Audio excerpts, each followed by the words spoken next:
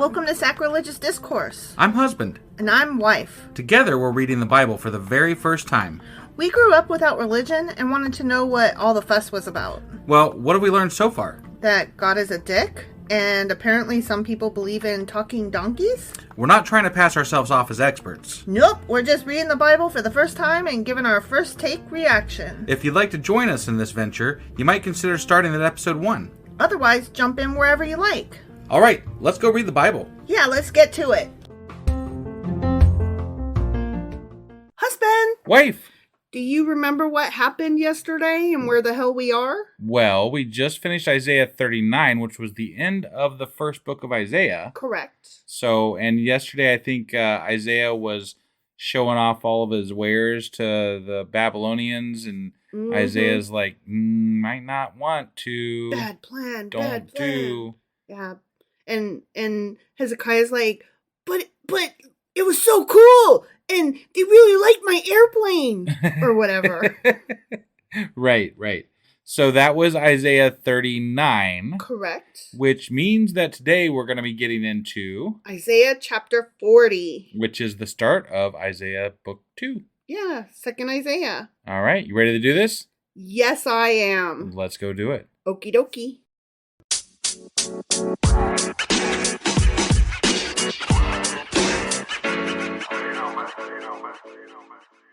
All right, so here we are hopping into Isaiah chapter 40. Okay. Yep. So remember Hezekiah was just sick, and then he got better, and then he showed off all his gold, and then Isaiah was like, don't do that. Isaiah was like, Yeah. Right. Okay. Yep. So now we're starting this new book, and it's going to go a little different. Okay. Yeah. Comfort, my people, says your God. Speak tenderly to Jerusalem and proclaim to her that her hard service has been completed, that her sin has been paid for, that she has received from the Lord's hand double for all her sins. Sounds like a good deal for them. Maybe. A voice of one calling in the wilderness, prepare the way for the Lord. Make straight in the desert a highway for our God. Every valley shall be raised up, every mountain and hill made low. The rough ground shall become level. So God's coming by Greyhound? The rugged places a plain.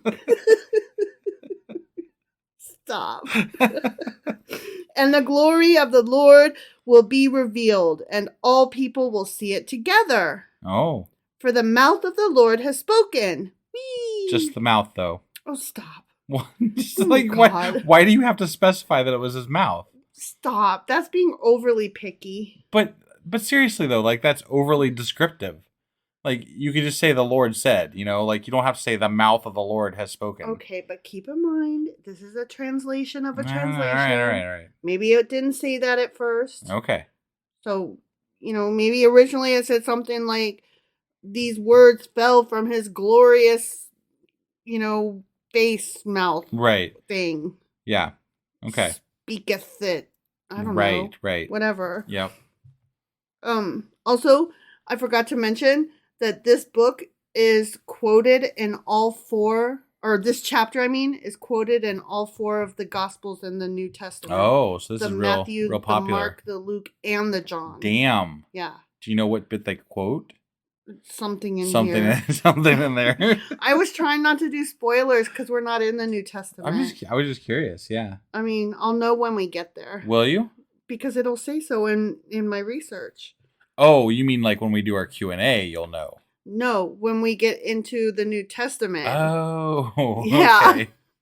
Okay. I'm trying not to do spoilers. Okay, yeah, no, I'm just letting you know now that this stuff comes back. Got it. Because it's very New Testament-y. Right. A voice says, cry out. And I said, what shall I cry? Yeah. All people are like grass. And all your face. Why are they like grass? Your face. It just took me aback. I'm like, why grass? Like, of all the things. And all their faithfulness is like the flowers of the field.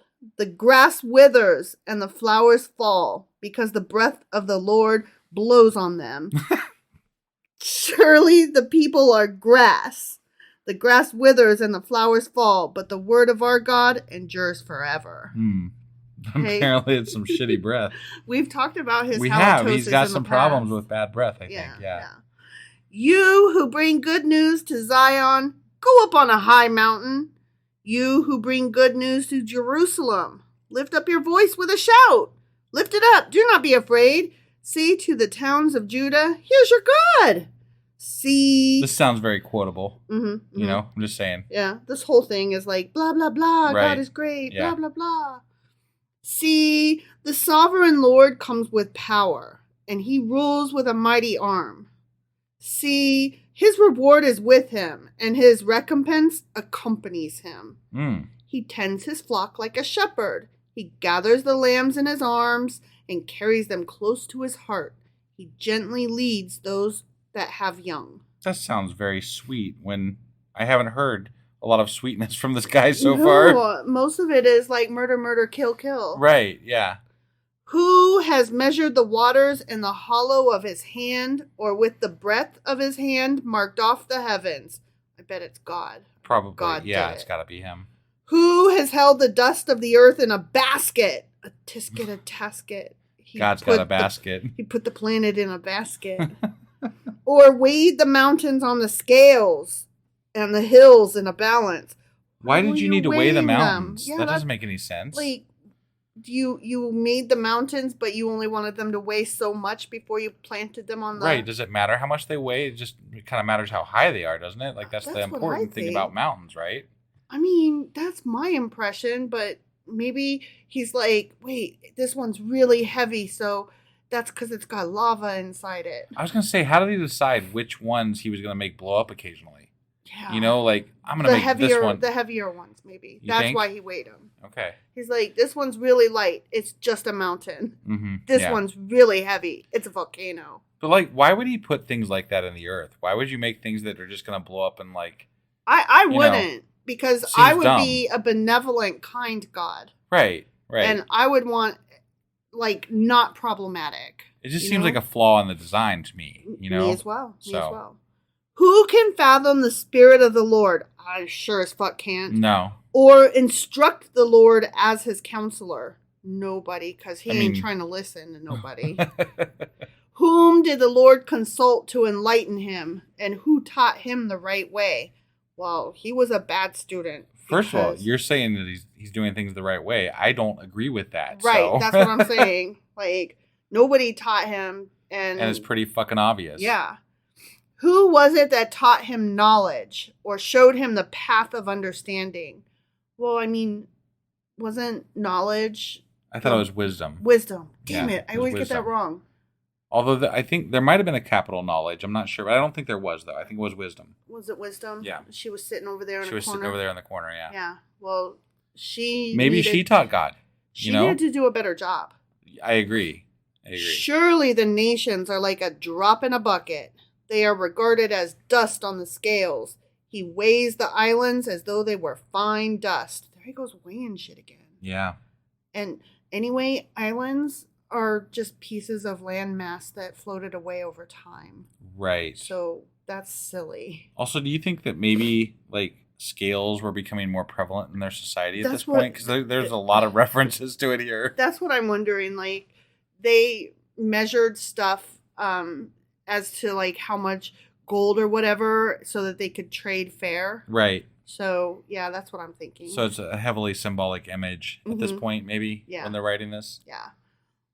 Lebanon is not sufficient for altar fires, nor its animals enough for burnt offerings. Oh. Okay? Those Lebanon animals, they're no good. They have good trees, but not good animals. Right. Those animals suck.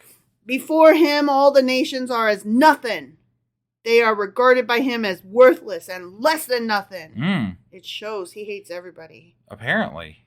But he doesn't hate Jerusalem. Why would you create a whole world of things that you hate?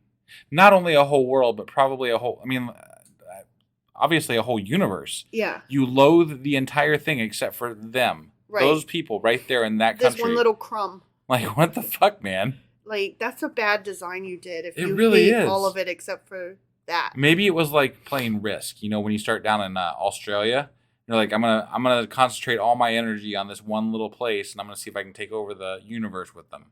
See, you're talking to me as though I play Risk, and fuck that game. You did play Risk with me once. Fuck that game. Once, exactly once. Fuck that game. That's right. And I won. Fuck that game and fuck you too.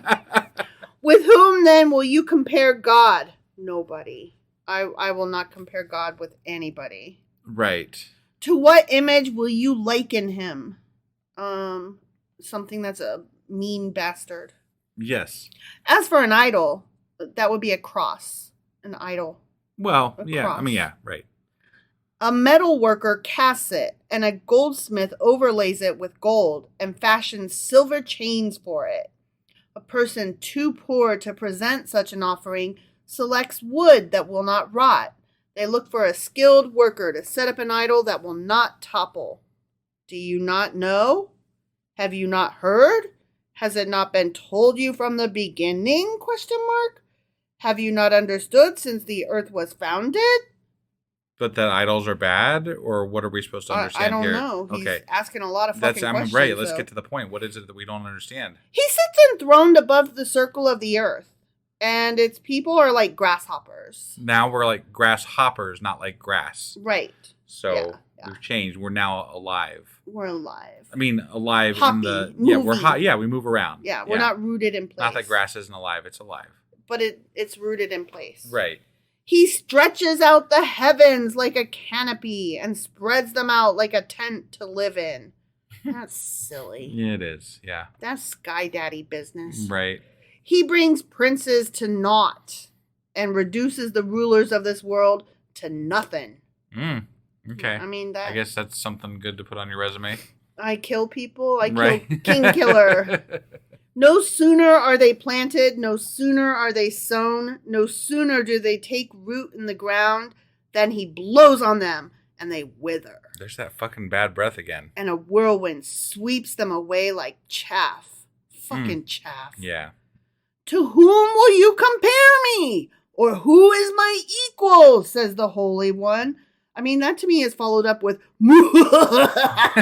right? Like, God, evil laughter. Right. Yeah. He's such a fucking schmuck. Yeah. He just got done, bragging about killing people. Right? And then he's like, "Who's gonna be my equal?" Nobody, I don't because know, I'm dude. all powerful. Lift up your eyes and look to the heavens. Who created all these? He who brings out the starry host one by one and calls forth each of them by name. Oh, damn! That's All the stars. time consuming. Maybe that's why he doesn't answer prayers. He has to call out all those fucking stars all day He's still long. calling out all the stars. I mean, if he's doing that, he's got to do that. It's nonstop. It's The nonstop. whole world over, it's always calling out stars. So. Yeah. So that he got stuck. He's Yeah. like, do you remember that one episode of Supernatural where there was that one, like, I don't know, he was like an elf or a brownie or something, and he had to count stuff. And so they threw salt on the ground and he had to count each speck of dust or each speck of salt. Right. Or right. something like toothpicks. He had to count all the toothpicks. Yeah. Yeah. That's what he's doing. He can't stop. He's counting and naming the stars, and he can't stop till he's done. Right. He'll never finish because it's infinity. Yeah. That's awesome. That's why God disappeared right there. Yep. Because of his great power and mighty strength, not one of them is missing. Did you know all the stars are there? I'm pretty sure some of them have actually disappeared, and it's been documented. Right. So Right. I don't know what he means by missing, but there definitely has been some changes to the landscape Yes. in the stars. Yes, So. that is correct. Why do you complain, Jacob? What? Jacob? Israel. Oh, okay. Yeah. Sorry. I was like, who the fuck? Okay. Right. Yeah. Yeah, you're right. Why do you say, Israel, my way is hidden from the Lord. My cause is disregarded by my God. Do Well, you not know? Because he doesn't talk to them. I know. Like, you don't say shit to them. You don't say shit, so why should they know? Right. Do you not know? Have you not heard? The Lord is the everlasting God, the creator of the ends of the earth. He will not grow tired or weary. And his understanding no one can fathom. I definitely cannot fathom I cannot. it at all. He seems to grow weary to me. He wearies of the Israelites all the fucking time. Right, yeah. He gives strength to the weary and increases the power of the weak. Even youths grow tired and weary. Oh, weary, weary, weary. That's overuse of the same word. Yeah. Bad writing.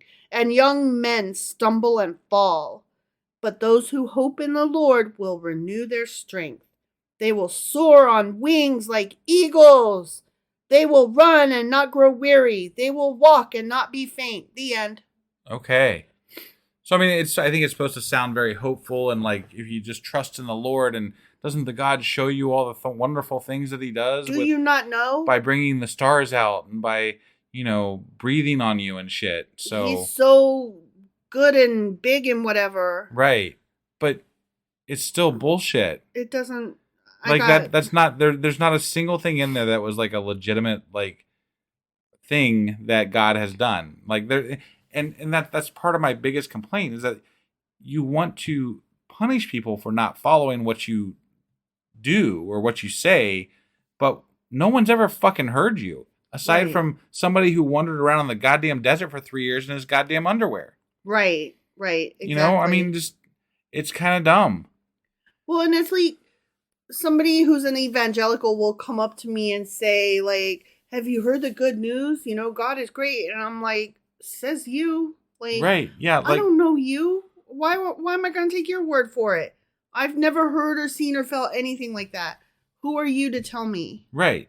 Like, I always that always bothers me. And then they're just like, but he's strong, and I'm like, but says you. Right. But he's big, but says you. Right. Like, it's always from And then they just give you like all of these just generic God things, and they're so excited about the good news of how awesome and strong and big, and he counts stars though. Right. And I'm like, that has no bearing on my ability to believe you. Like, I often want to be able, I want to understand what it's like to put yourself, because you and I didn't have this experience, but I want to understand what it's like to be in a community of people who all adamantly believe in this bigger than life thing that has no proof. Like, I wonder what that is like. I mean, I'm sure that there is something in my life that I believe in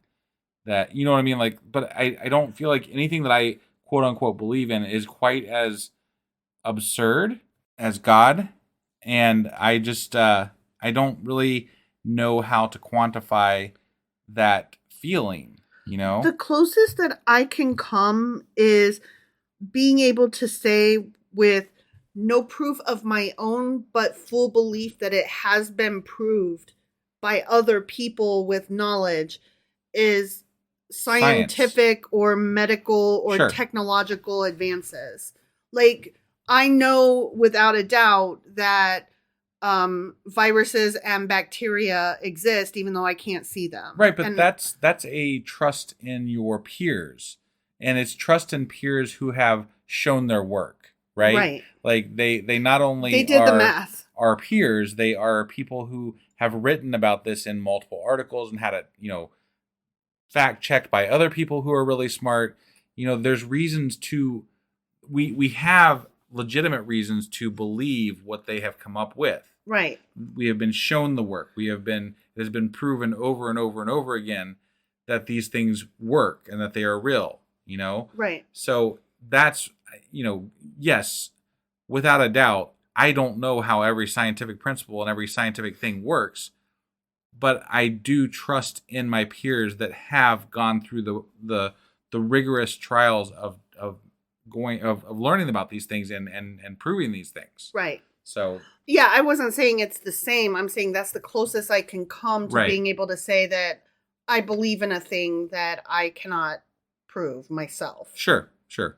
No, I guess I was stretching more for like ideas that we have as a society that we hold to be truisms, with regard to mores and things like that maybe. But again, even those are not going to be a truth. It's just going to be a way of behaving. Right. So it's still not the same. No. No. There's not really anything that I can compare to what that feeling is that people do have with regard to God. Right. But so it's really hard to internalize a lot of these things that they're saying and in these chapters because they're so surface. Yeah. And they mean nothing to me. So I can only take it with humor because otherwise it's just flat words. Right. You know? Right. Well, I think that's enough going on about all this. So that was Isaiah chapter 40. Sure as fuck was. And we just started we started the second book of Isaiah. Woohoo! And that means that tomorrow we'll be back with Isaiah chapter 41. All right. We'll see you then. Bye.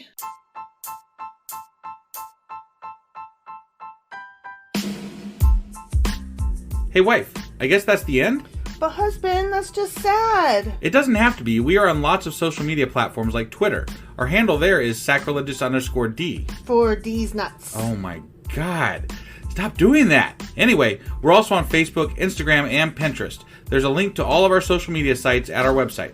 Ooh, we have a website? Yeah, it's sacrilegiousdiscourse.com, where you can also find a link to our merch shop. We have a merch shop? Yep, we have podcast-themed clothing, mugs, notebooks, and more, as well as an atheist and science-themed products.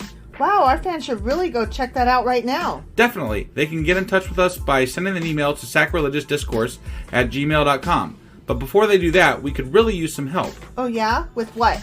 Well, it's not free running the podcast, and we need some financial support in order to get better equipment, which will free up time so we can concentrate on our podcast and our fans. Okay, so what should they do? Head over to patreon.com/sacrilegiousdiscourse and sign up as a contributor on our podcast. Supporters there receive additional bi-weekly episodes that we record just for our Patreon members for as little as $2 a month. Also, we'd really appreciate it if you would like and subscribe on whatever platform you're using. And Apple Podcast reviews help us out tremendously. Like and subscribe. Leave an Apple review. Join us on Twitter. Support us on Patreon. That's a lot of instructions. Don't forget to say thanks. Thanks. Okay, bye.